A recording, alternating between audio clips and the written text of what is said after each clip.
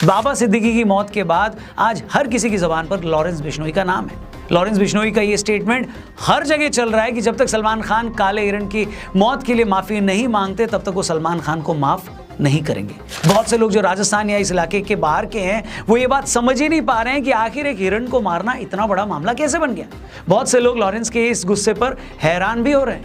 Lawrence ने सही किया या गलत हम उसकी डिटेल में नहीं जा रहे, लेकिन हमारे व्यूअर्स के लिए यह समझना बहुत इंपॉर्टेंट है कि आखिर बिश्नोई समाज एक हिरण की मौत के लिए सलमान खान से आज भी इतना गुस्सा क्यों है।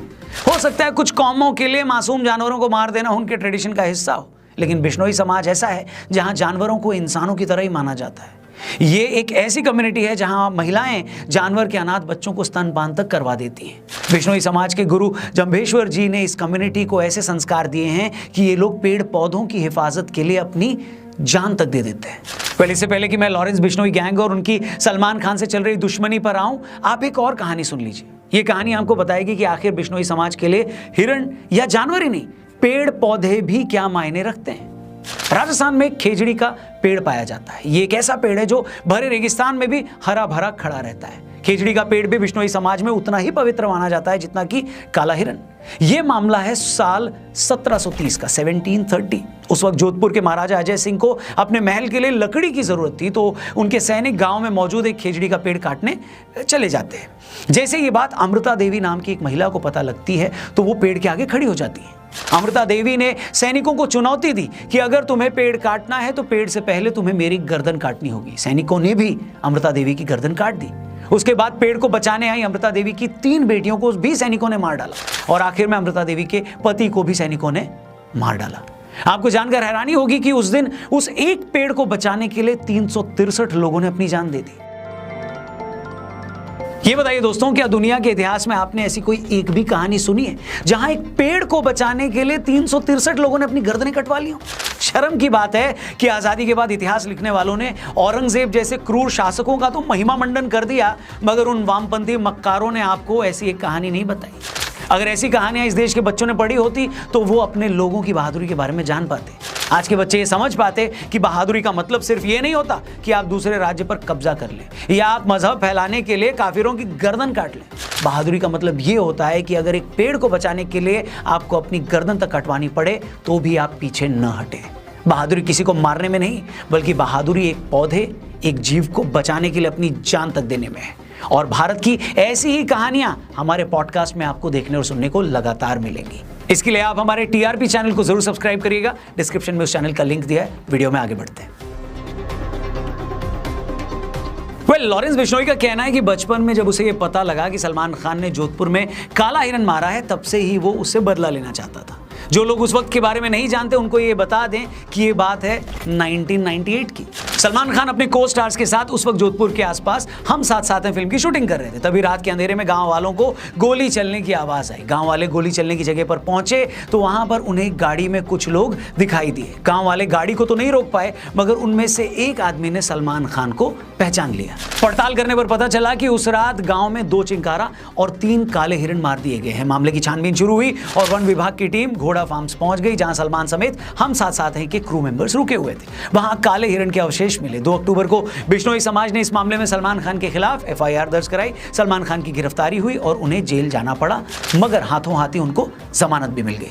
बिश्नोई समाज का गुस्सा इस बात को लेकर है कि आज इस मामले को चलते तकरीबन 27 साल हो गए हैं, मगर इन 27 सालों में सलमान खान को इस मामले में सिर्फ 18 दिन जेल जाना पड़ा और ट्रायल कोर्ट से सजा सुनाए जाने के बावजूद वो आज भी जमानत पर है। 2006 में एक ट्रायल कोर्ट ने सलमान खान को 5 साल की सजा सुनाई थी, मगर 2007 में राजस्थान हाई कोर्ट ने सलमान खान की सजा को सस्पेंड कर दिया। फिर जुलाई 2016 आते आते राजस्थान हाई कोर्ट ने सलमान खान को 2 चिंकारा के शिकार के मामले में बरी ही कर दिया। 2017 में जोधपुर हाई कोर्ट ने सलमान खान को शिकार के टाइम एक्सपायर्ड हथियार रखने के मामले में भी बरी कर दिया। इसके बाद 2018 में ट्रायल कोर्ट ने इस मामले में सलमान खान को फिर से 5 साल की सजा सुनाई, मगर सलमान अभी तक जमानत पर है।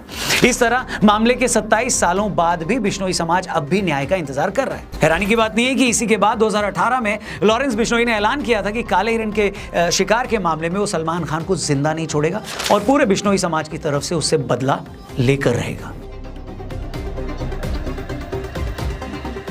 आज से 2 साल पहले की बात है। साल था 2022, महीना था जून का। सलमान खान के फादर सलीम खान साहब मॉर्निंग वॉक कर रहे थे, तभी उन्हें एक बेंच पर एक धमकी भरा खत मिलता है। उस खत में लिखा था, सलमान खान का हाल भी सिद्धू मूसेवाला जैसा कर देंगे। इसके बाद मार्च 2023 में सलमान खान के ऑफिशियल मेल आईडी पर 3 धमकी भरे ईमेल भेजे जाते हैं। इन ईमेल्स में साफ लिखा होता है कि अगला नंबर तेरा है, जोधपुर आते ही तू मूसेवाला की तरह मारा जाएगा। इसके बाद मार्च 2023 में लॉरेंस बिश्नोई जेल से एक इंटरव्यू देता है। उस इंटरव्यू में लॉरेंस बिश्नोई बताता है कि मेरा बचपन से एक ही सपना है, सलमान खान को मारना। इसके बाद अप्रैल 2023 में भी रॉकी नाम का एक लड़का फोन पर मुंबई पुलिस को सलमान खान को जान से मारने की धमकी देता है। इस साल उस वक्त हद हो गई जब 14 अप्रैल 2024 को सलमान खान के गैलेक्सी अपार्टमेंट के बाहर से 2 मोटरसाइकिल सवार लोग उनके घर की फर्स्ट फ्लोर की बालकनी पर फायरिंग कर देते हैं। इस पूरे मैटर में अब तक का सबसे बड़ा मोड़ तब आया जब कुछ दिन पहले मुंबई के एक बड़े नेता और सलमान खान के करीबी दोस्त बाबा सिद्दीकी की कुछ लोगों ने गोली मारकर हत्या कर दी। उस मर्डर के कुछ देर बाद ही लॉरेंस बिश्नोई गैंग ने इसकी रिस्पॉन्सिबिलिटी ले ली। यह खबर आई कि लॉरेंस बिश्नोई गैंग बोल रहा है कि जो भी आदमी सलमान खान की हेल्प करेगा वो मारा जाएगा। आपको बता दें कि ये वही बाबा सिद्दीकी हैं जिन्होंने 2013 में अपने घर हुई इफ्तार पार्टी में सलमान और शाहरुख खान की सुलह करवाई थी। बाबा सिद्दीकी सलमान खान की फैमिली के बहुत क्लोज थे। 2015 में मुंबई सेशन कोर्ट ने सलमान खान को 2002 हिट एंड रन केस में 5 साल की सजा सुनाई थी। तब भी बाबा सिद्दीकी सलमान की बहन अलवीरा के साथ सबसे पहले हाईकोर्ट पहुंचे थे। उस वक्त उन्होंने सीनियर लॉयर हरीश साल्वे से कॉन्टैक्ट किया और साल्वे जी सलमान खान की सजा को उन्होंने सस्पेंड करवा दिया था। मगर बाबा सिद्दीकी की मौत से लॉरेंस बिश्नोई गैंग का कॉन्फिडेंस बढ़ा हुआ है। वहीं सलमान की सेफ्टी मुंबई पुलिस के लिए बड़ी सिरदर्द बनी हुई है। सलमान खान लगातार पब्लिकली आने से बच रहे हैं। मुंबई पुलिस ने सलमान खान के गैलेक्सी अपार्टमेंट के बाहर एक चौकी भी बना दी।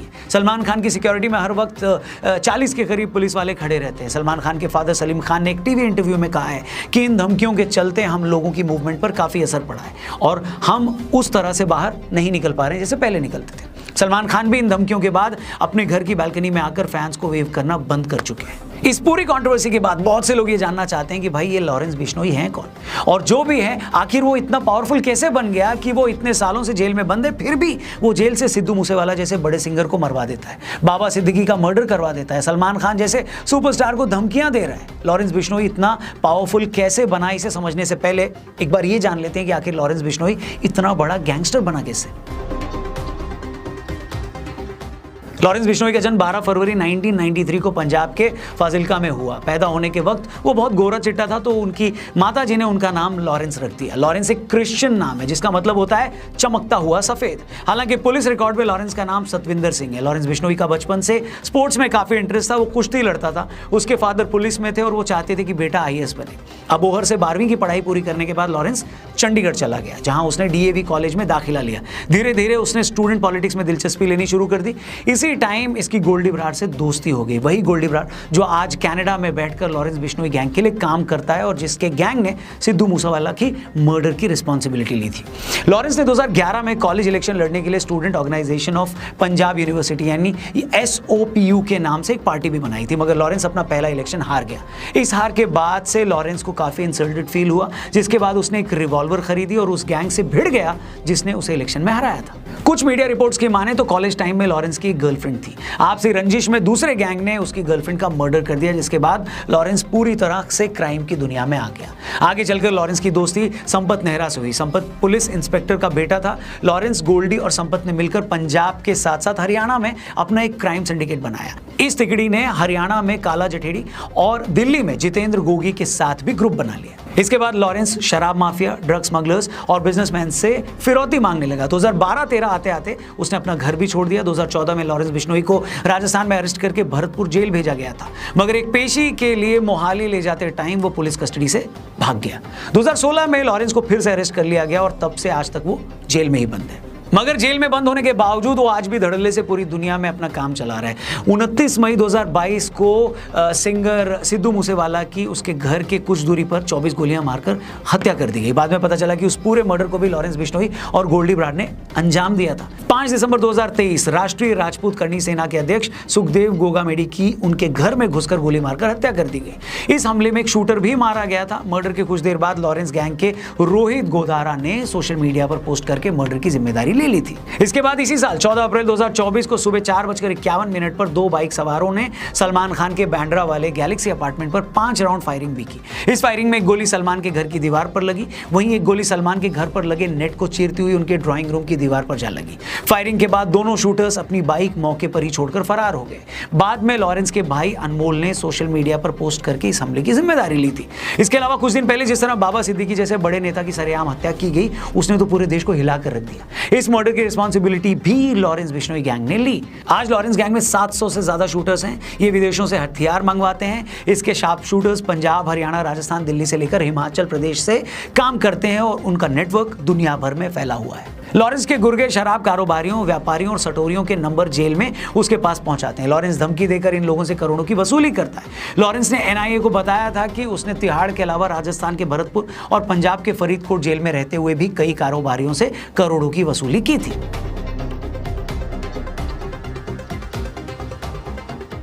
आज लॉरेंस बिश्नोई गैंग का नेटवर्क सिर्फ भारत तक ही नहीं है। ये गैंग गोल्डी ब्राड के थ्रू कनाडा से ऑपरेट करता है। गैंग के कई मेंबर्स कनाडा, यूके, यूएसए और दुबई में रहते हैं। इन देशों में लॉरेंस गैंग को फंडिंग मिलती है। ये पैसा हवाला के जरिए भारत आता है। Lawrence Bishnoi gang social media पर बहुत पॉपुलर है। इंस्टाग्राम, फेसबुक और यूट्यूब जैसे प्लेटफॉर्म पर उनके हजारों फॉलोअर्स हैं। अपनी सोशल मीडिया फॉलोइंग के थ्रू वो अपनी धमकियों की मार्केटिंग करता है। लॉरेंस की गैंग में बहुत बड़े लेवल पर नाबालिग लड़के हैं। इन लोगों को गैंग से जोड़ने के लिए ये एक एक क्राइम के लाखों रुपए मिलते हैं। आज लॉरेंस का नेटवर्क लोकल और इंटरनेशनल लेवल पर इतना मजबूत है कि वो जेल में बंद होने के बावजूद पूरी दुनिया में कहीं भी क्राइम को अंजाम दे सकता है। यही रीजन है कि सलमान खान को मिल रही उनकी धमकियों को पुलिस बहुत ज्यादा सीरियसली ले रही है। सलमान खान को लगभग अंडरग्राउंड होकर काम करना पड़ रहा है। इस पूरी कंट्रोवर्सी के बाद ऐसे भी लोग हैं जो लॉरेंस को एक क्रिमिनल की तरह देखते हैं। वहीं ऐसे भी लोग हैं जो लॉरेंस को हीरो मान रहे हैं। उनका मानना है कि कम से कम सलमान के केस में लॉरेंस गलत नहीं है।